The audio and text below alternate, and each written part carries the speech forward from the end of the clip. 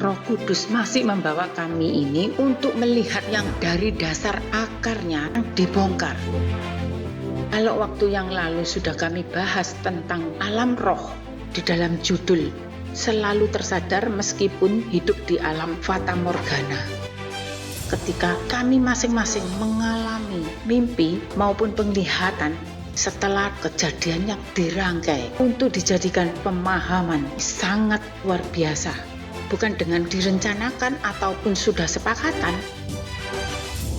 Dimulai sejak dari iman percaya kepada Yesus sebagai juru selamat dan penebus sebagai akarnya, terus dibawa kembali kepada iman Abraham untuk berperkara tentang tata cara baptisannya itu yang diperkarakan sesat maupun tidak, sehingga dengan iman mulai terseret berperkara tentang penyesatan.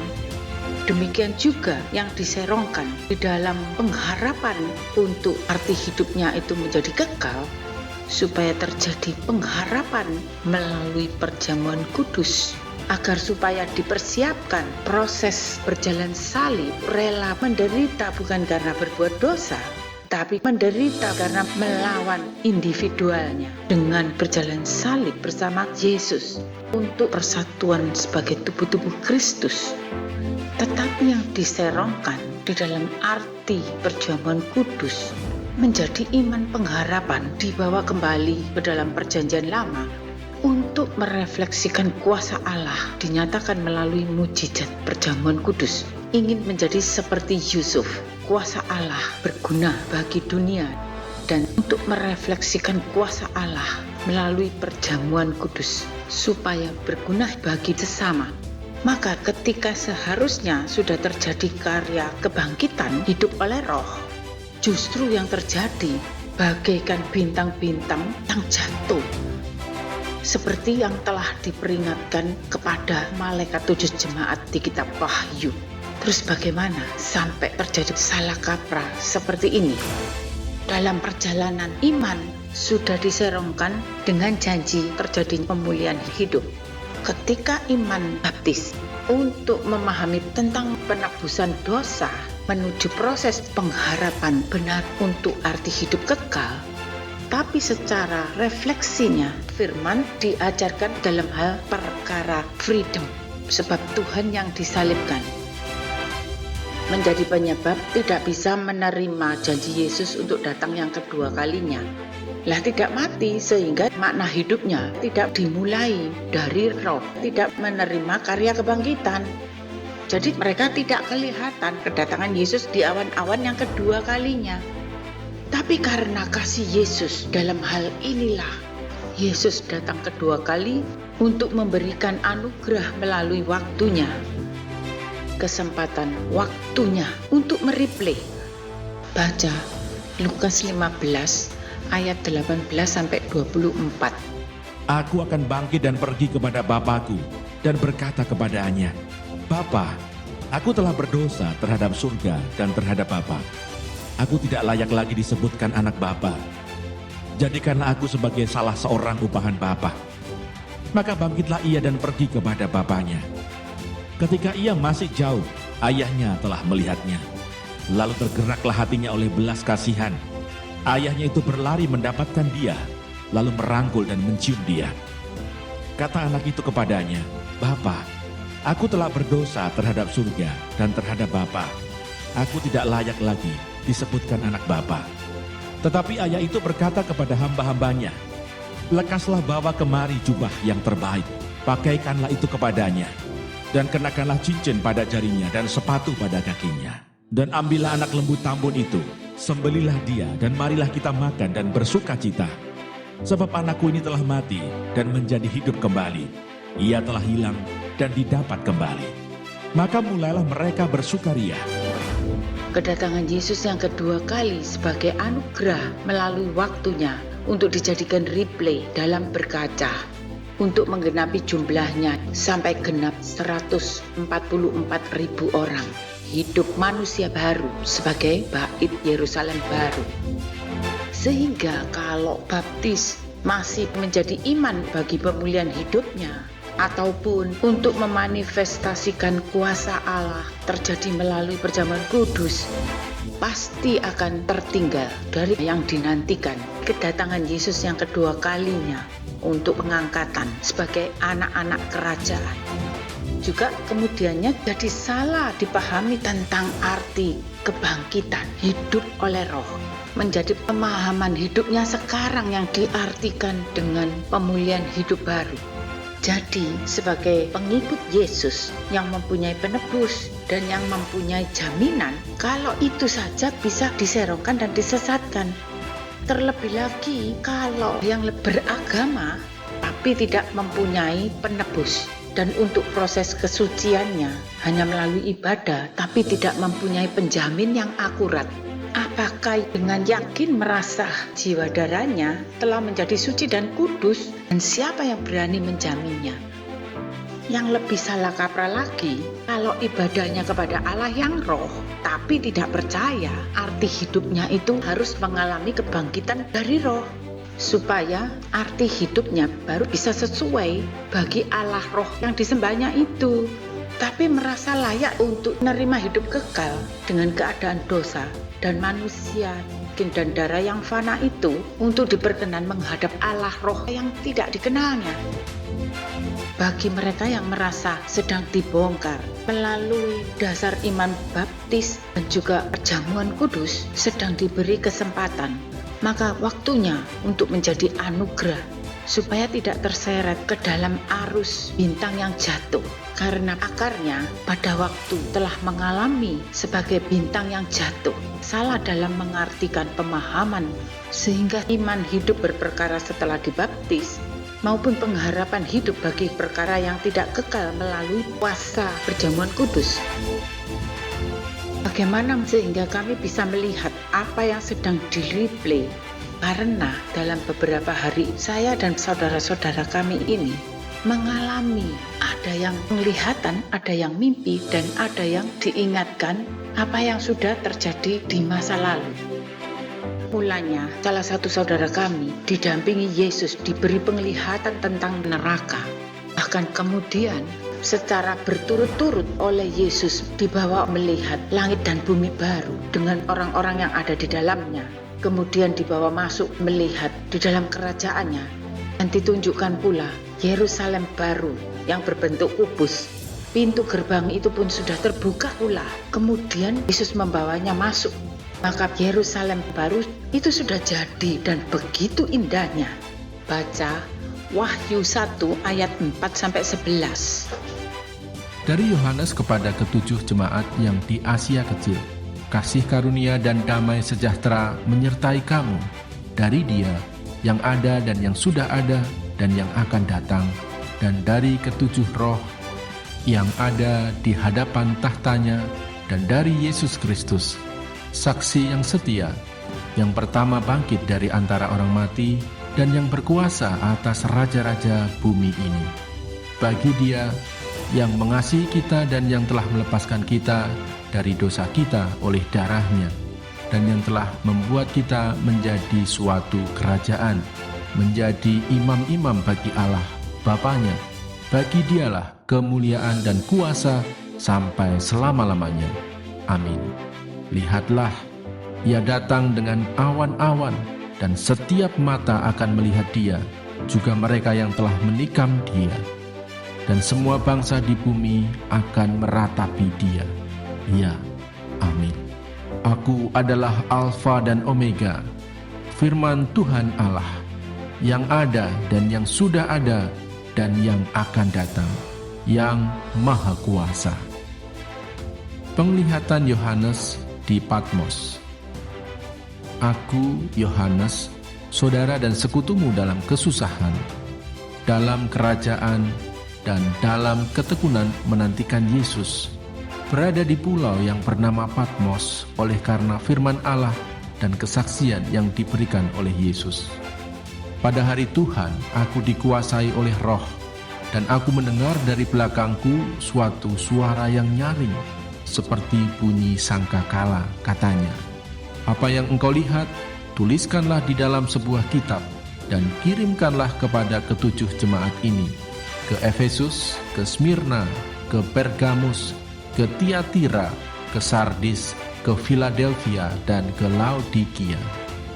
Hanya karena masih ada yang dinanti, diundang untuk masuk ke dalam hari perhentiannya, karena pernah mengalami kenasirannya sehingga mereka telah menerima perjanjian untuk menjadi bagian sebagai bintang, tapi mereka jatuh, maka mereka lah yang sedang dinanti supaya diperkenan menjadi bagian dari bait tubuh, ialah Yerusalem baru yang berjumlah 144.000 orang itu, supaya bisa menerima janjinya kedatangannya yang kedua kali untuk kebangkitan hidup oleh Roh.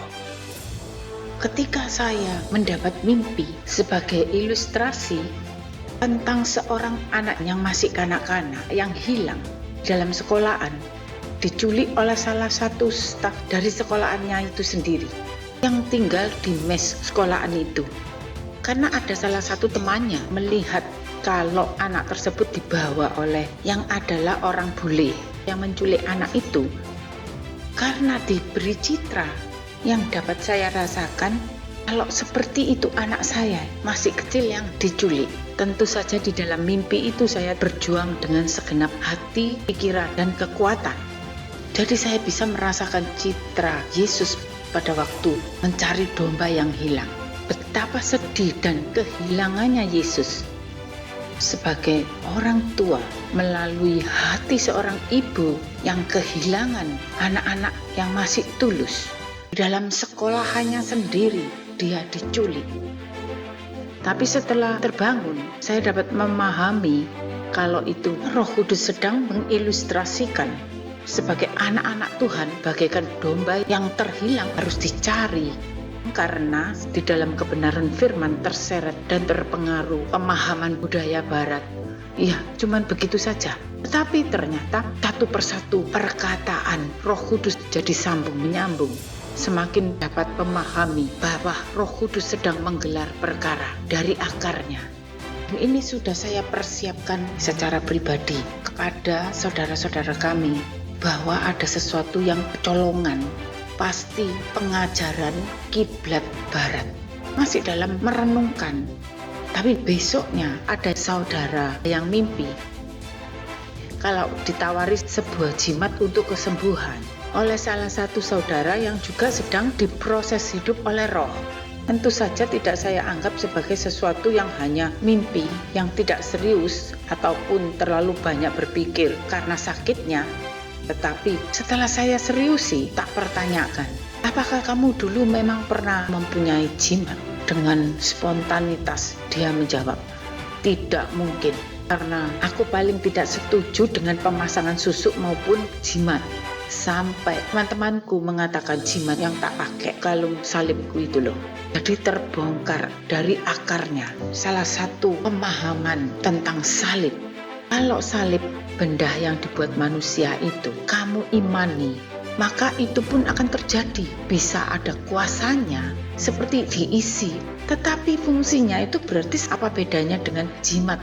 Kalau benda-benda tersebut diimani sehingga ada kuasanya, maka dari perkara mimpi jadi tertangkap pengajaran yang sudah berakar. Terjadi konsep yang tidak hanya pada saudara kami, tapi kebanyakan umat Kristen pun percaya konsep iman sampai menjadi pengharapan agar Allah Roh Kudus hidup dan berfirman melalui benda-benda tersebut. Baca Wahyu 9 ayat 13 sampai 21. Lalu malaikat yang keenam meniup sangka kalanya, dan aku mendengar suatu suara keluar dari keempat tanduk mezbah emas yang di hadapan Allah, dan berkata kepada malaikat yang keenam yang memegang sangka kala itu, lepaskanlah keempat malaikat yang terikat dekat sungai besar Efrat itu. Maka dilepaskanlah keempat malaikat yang telah disiapkan bagi jam dan hari, bulan dan tahun untuk membunuh sepertiga dari umat manusia. Dan jumlah tentara itu ialah 20.000 laksa pasukan berkuda. Aku mendengar jumlah mereka. Maka demikianlah aku melihat dalam penglihatan ini kuda-kuda dan orang-orang yang menungganginya. Mereka memakai baju sirah merah api dan biru dan kuning belerang warnanya. Kepala kuda-kuda itu sama seperti kepala singa, dan dari mulutnya keluar api dan asap dan belerang. Oleh ketiga malapetaka ini dibunuh sepertiga dari umat manusia yaitu oleh api dan asap dan belerang yang keluar dari mulutnya. Sebab kuasa kuda-kuda itu terdapat di dalam mulutnya dan di dalam ekornya, sebab ekornya sama seperti ular. Mereka berkepala, dan dengan kepala mereka itu mereka mendatangkan kerusakan. Tetapi manusia lain yang tidak mati oleh malapetaka itu tidak juga bertobat dari perbuatan tangan mereka. Mereka tidak berhenti menyembah roh-roh jahat dan berhala-berhala dari emas dan perak, dari tembaga, batu, dan kayu yang tidak dapat melihat atau mendengar atau berjalan. Dan mereka tidak bertobat daripada pembunuhan, sihir, percabulan, dan pencurian.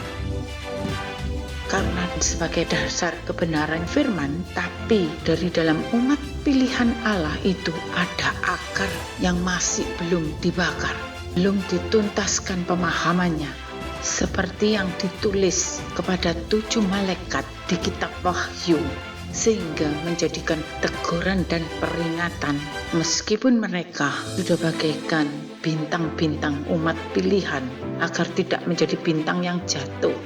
Masih saya share sebagai pemahaman secara singkat, yang lainnya lagi menimpali sebab dia merasa tidak pernah menjadikan sesuatu itu sebagai benda-benda sakti yang ada kuasanya. Sampai pada saat dia bercerita tentang perkara dibaptis, bahkan pada waktu masih sekolah, dia sudah dibaptis percik, berjalan secara Filadorosa sebagai makna jalan salib. Tapi karena hanya merasa sebagai rutinitas, sehingga dia malas untuk mengikutinya. Jadi saya ingatkan, kalau sudah dibaptis itu berarti kamu percaya.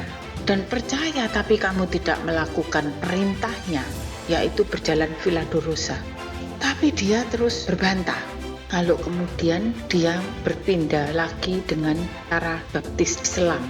Tapi yang membuat saya lebih terkejut, bahkan masih dibaptis Islam lagi yang sampai 2-3 kali. Karena mendengarkan ada yang mengatakan hamba Tuhannya sesat, ada yang mengatakan gerejanya sesat, dan sebagainya. Maka ini yang menjadi salah kaprah sejak dari dasar iman dengan perkara baptis yang benar. Merasa sudah menjadi pelaku kebenaran, saya katakan, kalau cara berpikirmu seperti itu, ya semua baptis itu sesat. Yang tidak sesat itu harus dibaptis oleh Yohanes Pembaptis di Sungai Yordan seperti Tuhan Yesus, bukan di kolam renang. Terlebih lagi kalau hanya dipercik. Ketika yang kami perbincangkan tentang makna baptis dan tentang makna salib belum lagi selesai kami perbincangkan, masih ada salah satu saudara yang mengirimkan tentang mimpinya pada saya, membuat jadi jawaban dari Roh Kudus lebih komplit dan lebih gamblang. Di dalam mimpi semua orang sedang menghadapi ujian, termasuk saudara kami ini yang mengikuti ujian dari tua sampai muda. Bahkan ada yang bayi masih dalam gendongan oleh orang tuanya sudah diikutkan ujian. Tapi anehnya, semua jawaban yang ditulis di kertas ujian itu jadi jawaban yang kabur. Tulisannya dengan kertasnya itu tidak bisa nempel. Bahkan nomor ujiannya pun juga kabur. Kemudian seorang bapak-bapak yang terlihat sabar sebagai penjaga ujian mengingatkan saudara ini untuk mengambil lagi kertas ujian yang baru. Dia memberi jaminan kalau tetap akan menunggu di tempatnya itu. Ketika dia mengambil kertas ini, ternyata tempatnya juga agak jauh, naik ke atas. Mengambil pun harus melalui prosedur. Di situ pun banyak orang yang mengambil kertas untuk mengulang. Pada waktu kertas yang berisi soal ujian itu diterima, panjangnya sampai kira-kira 10 meter. Kemudian dia terbangun. Bagi semua umat Tuhan secara bersamaan sedang menghadapi masing-masing ujiannya. Saat mereka mengalami ujiannya dirasa terlalu berat, banyak di antara mereka yang tidak mau kembali. Maka pesan yang disampaikan Roh Kudus melalui mimpi saudara kami ini, saya tangkap menjadi sebagai ilustrasi. Baca Yohanes 6 ayat 62 sampai 66. Dan bagaimanakah jikalau kamu melihat anak manusia naik ke tempat di mana ia sebelumnya berada? Rohlah yang memberi hidup, daging sama sekali tidak berguna. Perkataan-perkataan yang kukatakan kepadamu adalah roh dan hidup. Tetapi di antaramu ada yang tidak percaya. Sebab Yesus tahu dari semula siapa yang tidak percaya dan siapa yang akan menyerahkan dia. Lalu ia berkata, "Sebab itu telah kukatakan kepadamu, tidak ada seorang pun dapat datang kepadaku kalau Bapa tidak mengaruniakannya kepadanya." Mulai dari waktu itu, banyak murid-muridnya mengundurkan diri dan tidak lagi mengikut dia. Kalau mulanya arti hidup itu dari iman perbuatan, maka sudah berbeda ketika Yesus sudah mulai menyatakan arti hidup dimulai dari roh. Apabila sudah menjadi percaya karena iman terjadi pengharapan.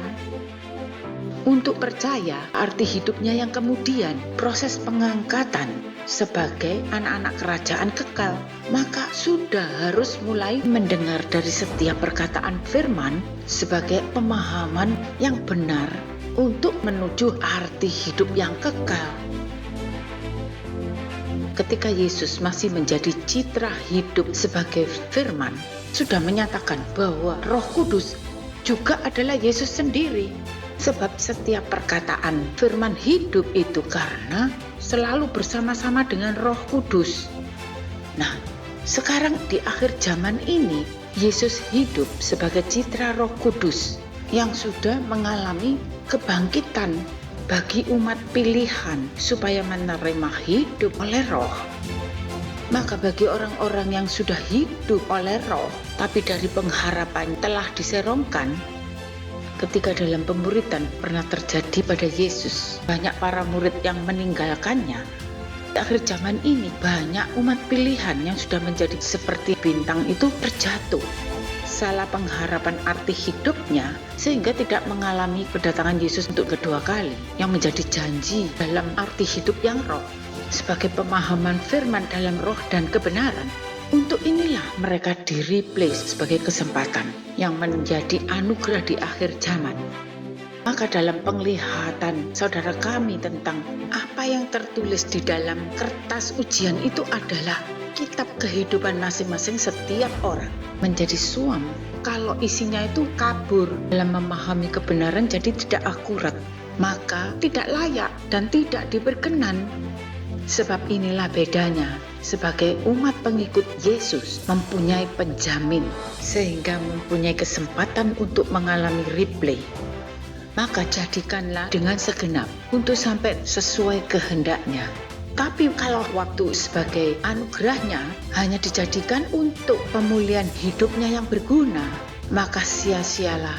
Meskipun sampai hidup diperpanjang di dalam kitab kehidupan nanti, tapi tidak menggores karena pribadinya tidak menjiwai, akan tetap kabur dalam memahami kehendak dan rencana Allah.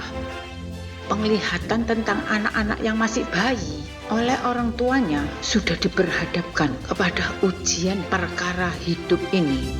Mereka itu orang tua yang tidak menjadi sebagai malaikat pelindung. Masih usia balita, tapi sudah diperhadapkan untuk menentukan pilihan hidupnya sendiri. Sebelum memahami apa arti hidup yang benar, tapi sudah diajarkan untuk bisa menjadi mandiri dan masih balita sudah dipacu untuk berprestasi. Nah, ini salah satu kiblat barat. Masih usia balita sudah dibaptis. Seharusnya masa kanak-kanak justru penyerahan untuk disertai, bukan dibaptis untuk siap menghadapi uji coba. Maka sebagai para guru, para imam, dan sebagai pengajar seperti Nikodemus, saya berani mengatakan ini. Waktu masih anak-anak, anak saya diberi penglihatan bertemu Tuhan Yesus yang sedang memimpin perjamuan kudus. Dan dia meminta izin untuk ikut. Dipesankan kepada anak saya bahwa kamu boleh ikut perjamuan kudus, tapi orang tuamu yang mengangkat roti dan anggur itu untuk disuapkan ke kamu. Terus dia melihat ada 2 kolam, besar dan kecil. Yesus juga sedang membaptis. Anak saya minta ikut dibaptis, tapi Tuhan berpesan, kalau baptis kamu tidak boleh ikut, tapi kamu boleh bermain di situ. Yesus menunjuk kolam yang kecil itu.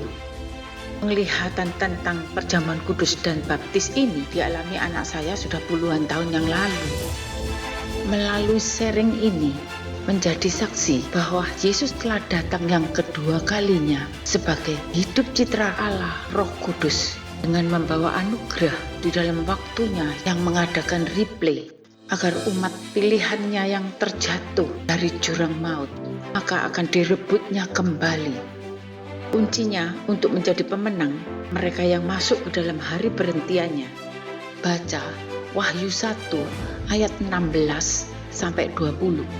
Dan di tangan kanannya ia memegang 7 bintang, dan dari mulutnya keluar sebilah pedang tajam bermata 2, dan wajahnya bersinar-sinar bagaikan matahari yang terik.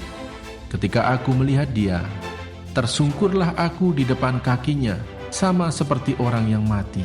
Tetapi ia meletakkan tangan kanannya di atasku, lalu berkata, "Jangan takut, aku adalah yang awal dan yang akhir dan yang hidup. Aku telah mati, namun lihatlah, aku hidup sampai selama-lamanya, dan aku memegang segala kunci maut dan kerajaan maut.